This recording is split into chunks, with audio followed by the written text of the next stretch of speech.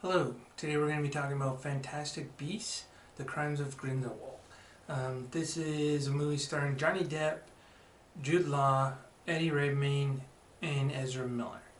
So Ezra Miller plays Creedence, who is an Obscurial from the first movie that Newt is trying to track down. And he's kind of been sent by Dumbledore, who can't fight Grindelwald.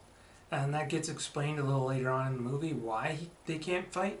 It's a little bit convoluted and more of an excuse than anything, but there is a reason. Johnny Depp plays Grindelwald, and he is the main bad guy of the franchise.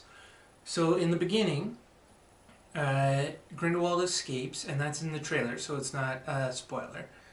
He escapes, and he starts to build his army for taking over the Ministry of Magic. And one of the things he wants on his army is Creedence, because of the power that he has. So he tries to track him down and convert him, basically. And then Newt is sent by Dumbledore to capture Creedence and keep him away. There's basically that's it as far as the plot goes. There's not much to the plot. This is the second movie in the Fantastic Beasts franchise, and this was written by JK Rowling, and you can kind of tell that it was written by someone who doesn't have a lot of screenplay experience. A couple of the things. One is there's no sense of wonderment that you get from the Harry Potter franchise. You get a little bit of it in the first Fantastic Beasts movie, but in this there isn't any of it. There's like one creature that's kind of cool, but it's a brief moment and that's about it. It's not like in the first movie, they were constantly running into beasts and he had to explain things to Jacob, who was the Muggle character, and then because he was explaining them, we understood them. But in this movie, they don't do that. It's kind of a tool to use for exposition where you have an average person and then the other people have to explain things to them. That way you understand. That's why a lot of movies, there's always like the new guy on the police force, or the new person who comes in, or the person who doesn't understand what's going on, who needs things explained to them, because it's an excuse to explain things to the audience. But that never happens in this. They don't explain a lot. Jacob isn't used at all as somebody who's new to the magic world. There's a couple of times, but for the most part, he's got his own thing going on with Queenie, who he has a relationship with. And one of the things with Queenie is that she is psychic. She can read minds, which means she should be able to read Grindelwald's mind. But they don't explain whether she can or can't. I'm assuming she can because they don't say anything else. So you would think she would know how evil he is, but there are times in this movie where she doesn't seem to understand it at all, and it doesn't make a lot of sense. They do show quite a few moments where he is evil. So why she doesn't understand that, it doesn't make any sense. There's also the character Newt, played by Redmayne. In the first movie, he was pretty socially awkward. But in this, he seems more closer to Asperger's or something like that, and it's off-putting because it's the same character, but it's ramped up. The social awkwardness has been ramped up to 11, and it at times you kind of wonder how he even had a life. Like apparently he's got like 2 girls who like him, and he's got all these adventures going on. But with his awkwardness, you would think that wouldn't happen. And it is kind of odd. Just the shift in how drastic that awkwardness is. It's pretty noticeable. But as far as like the overall story goes, this feels like a middle. It doesn't feel like a beginning or an end to a story. It just feels like filler in the middle. Even the movie itself doesn't really have a middle. It has a beginning and it has a climax at the end that's overly long, but it doesn't have like a lot of middle action. Like there's one part where they go to a circus, but that barely lasts 5 minutes.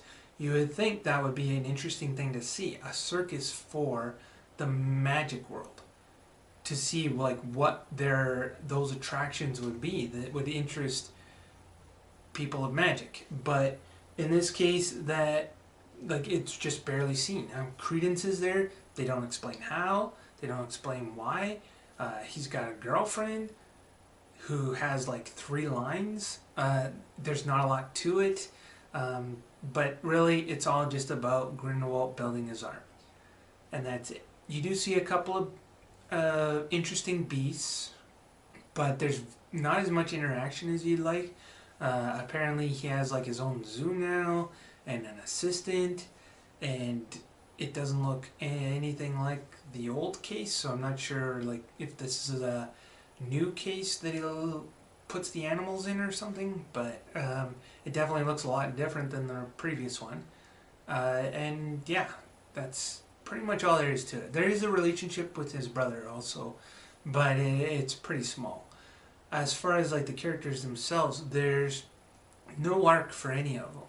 They're all exactly the same as at the end of the movie as they were at the beginning of the movie. There's maybe one who has kind of an arc, but it's not really much of one. Like you know what's going to happen because you know she's the same character you've known throughout the whole movie. Nothing's changed. And that is kind of what makes the movie below average, is that there is no arc, there's no change, it just feels like filler for a franchise. And like I said, the whole, like this isn't a child's movie like the Harry Potter franchise was. Both adults and children could watch those. And this, it's more for adults. There's barely any kids in it. It's dark tone. All the main characters are adults. And like I said, there's no like wonderment, or there's a little bit with the creatures, but that's about it. So it's dreary. There's not much that happens. The characters aren't that interesting. The magic's cool. That's about it. Like I would say Dumbledore is probably the coolest character, the most interesting. But even then, like when you see Dumbledore as a younger man, you want to see him in action as a wizard. You don't want to see him like trying to manipulate Newt into doing his bidding for him. But that's what happens in this one. So overall, it was disappointing. It's below average. I gave it a 4 out of 10. It would be lower except for the cool magic. And there were some interesting beasts. They're very briefly shown though. The only thing really, like the Nifflers are back and they're pretty cute, but again, barely in it like they show in the beginning. Basically the first 25 minutes is that what you feel from the first one. The sense of wonder, the different creatures. You see the Nifflers having fun and getting into trouble. And then after that, that's when it gets dark and dreary and not much happens as far as the plot goes until the climax, and even then it's about what you would expect. So that's a 4 out of 10. Wait till it's on Netflix. I don't know how the franchise is going to go, but if the third movie is along the lines of the second movie, I would say the franchise probably should not go more than 3 movies, because if they're trying to stretch it out by putting in filler, they're just going to lose their audience. So that's Fantastic Beasts, The Crimes of Grindelwald, and that's a 4 out of 10. So thank you. If you like this video, like, share, subscribe, or all of the above. Thank you, and have a nice day.